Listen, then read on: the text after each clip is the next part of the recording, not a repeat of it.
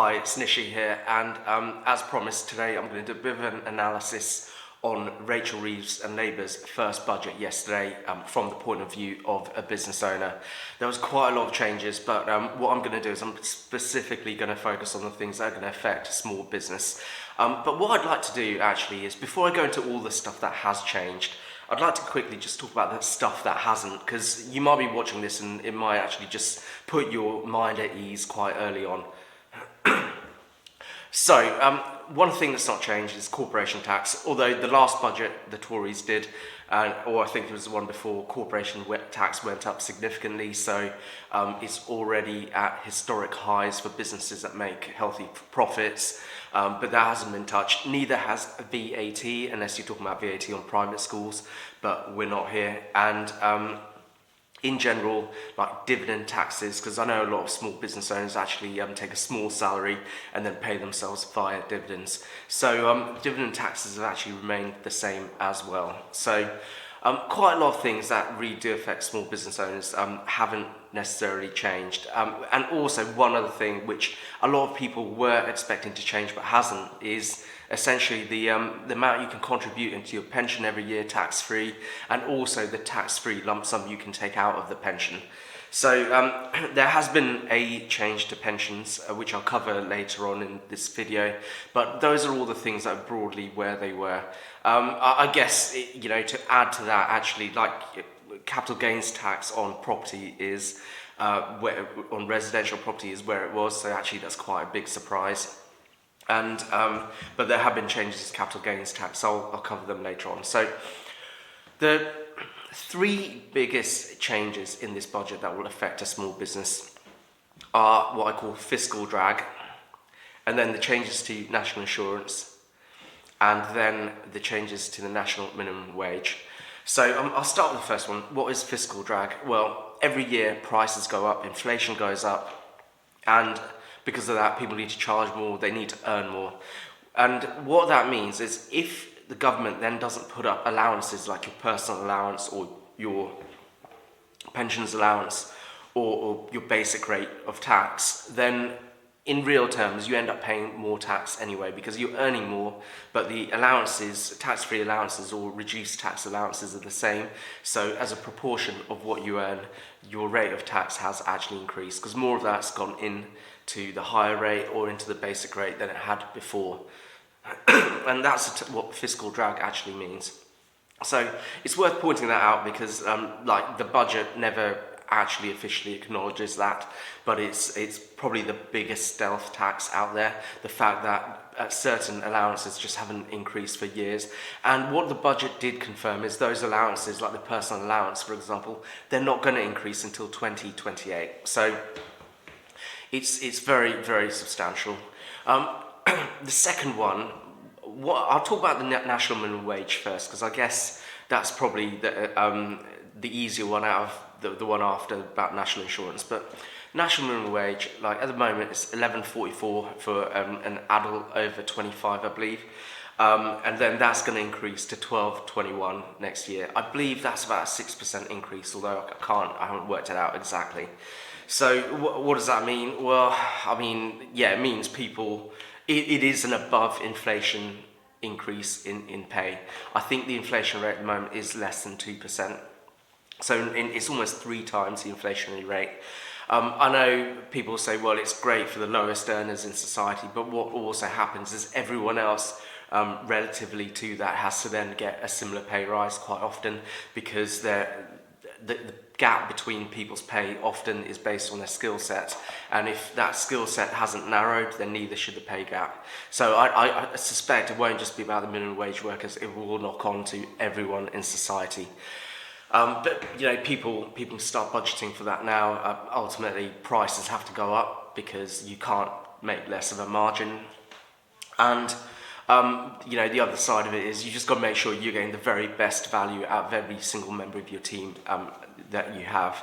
I think if you put this together in conjunction with the new Labour Day One working rights policies that are coming in and requirements that are coming in a couple of years' time, then actually people in this country will need to get more value out of a member of their team than they've ever had to get to actually make employment profitable for them.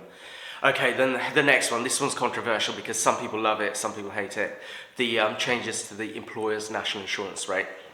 What are the changes? Well, normally you'd pay about 13.8% employer's national insurance on employing someone on their salary that is over £9,100. Well, now that's actually gone up to 15% of their salaries. That's a 1.2% increase, and the threshold at which you start paying it's actually gone down to 5,000. So it means more people are going to be dragged into employers are going to have employees that are dragged into a rate where they then have to pay employers' national insurance on it. What that also means though is, and plus the higher rate, so some businesses, especially the ones that don't get what you call the employment allowance, will be much worse off. But here's the good bit. The employment allowance, which was £5,000 last year, or currently is, that is going up to £10,500. What does that mean? Well, the first £10,500 of your employer's national insurance bill is actually going to get written off. In the past, it was £5,000. So this is where it's quite controversial and why there's winners and losers, because certain businesses, in fact mine, we're going to save about £1,300 a year on employers' national insurance, because the increase in the tax-free employers' national insurance, the employment allowance, outweighs the increase in the rate and also the reduction in the threshold. So there's winners and losers there, but I do recognise that a lot of larger businesses will definitely get hit disproportionately to the smaller ones. But I would argue that that is reasonable, because when you think about it, all these new day one employee rights that are going to come in, they're going to make it far disproportionately more expensive for a small business to hire than for a larger one, because larger businesses have all of these economies of scale when it comes to HR. Smaller businesses don't benefit from that. So this could be a recognition by the Chancellor of that phenomenon, and she's trying to balance the playing field by actually making the larger businesses pay more and the smaller businesses pay less, because they know what's coming down the road, and it's going to make hiring far more difficult. So those are the three main things: fiscal drag, the increase in the national minimum wage, and the increase or reduction in your employer's national insurance bill. There's a few other things going on here as well, though. Like we do have subtle changes to capital gains tax. So and by the way, I'm so surprised at the fact that capital gains tax on property hasn't been touched in this budget, because this is the whole doom and gloom thing. But I think Labour recognised that the lower property tax, capital gains tax rates were, although historically they're a lot higher because of a lot of the allowances that were there before, where if you lived in a property, for example, you wouldn't pay as much capital gains if you then subsequently sold it, even if you'd had a tenant in after you lived in it, have gone. But by not moving that, I think Labour recognised that actually at that moment the housing market is very good, and they're probably quite reluctant to throw a spanner in the works of that, because quite possibly with inflation dropping to below 2%, they might actually be worried about deflation. What's worse than inflation? Well, deflation. I'll let you ponder why, but I do know the answer. Anyway, but what has changed is like the capital gains tax rate on other assets. Typically it was at about 10% of the basic rate before. Now that's gone up to 18%. I believe the higher rate was 20%, and that's gone up to 24%. I think historically that's, I'd say it's on par, because actually if you think about some of the Tory budgets a couple of years ago, the capital gains rate was actually a little bit higher, at the higher rate than it is now, although the allowances for capital gains were much higher. So what that meant was it was probably on par. So it's not a historically high amount for capital gains tax to be, but it's kind of reverting back to the position that capital gains tax was at about 2 years ago. And there are some other smaller ones. One thing to really consider is pensions. Like, pensions now form part of your estate when you die.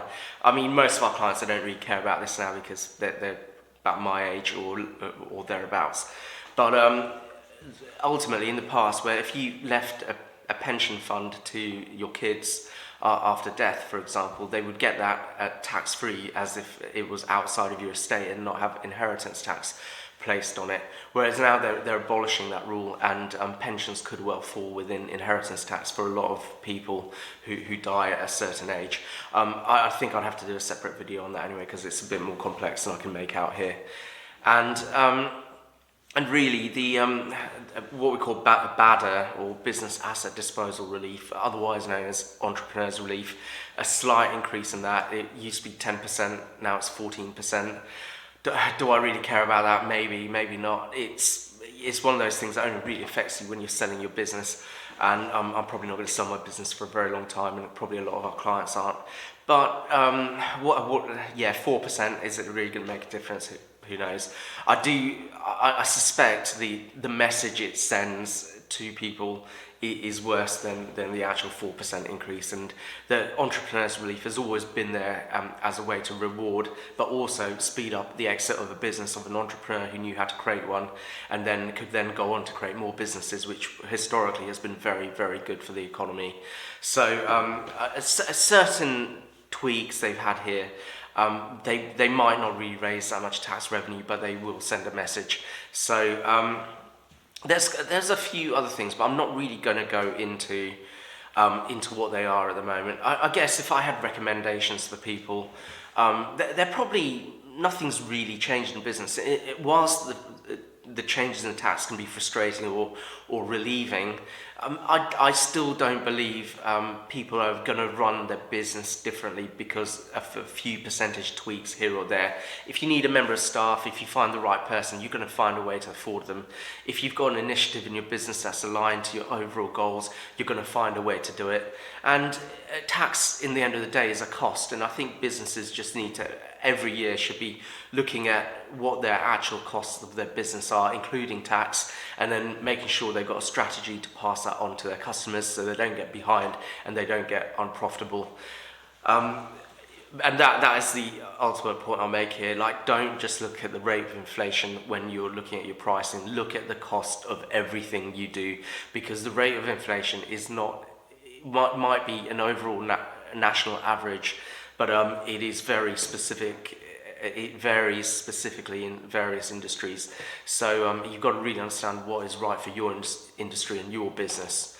I guess one of my longer videos, what I would do is invite you to ask any questions you've got about this. And one thing I would say is I haven't covered everything. There's been changes to, probably quite positive changes to things like fuel duty, which probably will impact businesses as well. But that's more of like a money saving expert kind of video, where they'll talk about the general changes that will affect most people. But for businesses, I believe I've covered the vast majority of stuff. So if you've got any questions, just reach out to me, ideally on LinkedIn, or drop me an email, and I'll see you at the next video.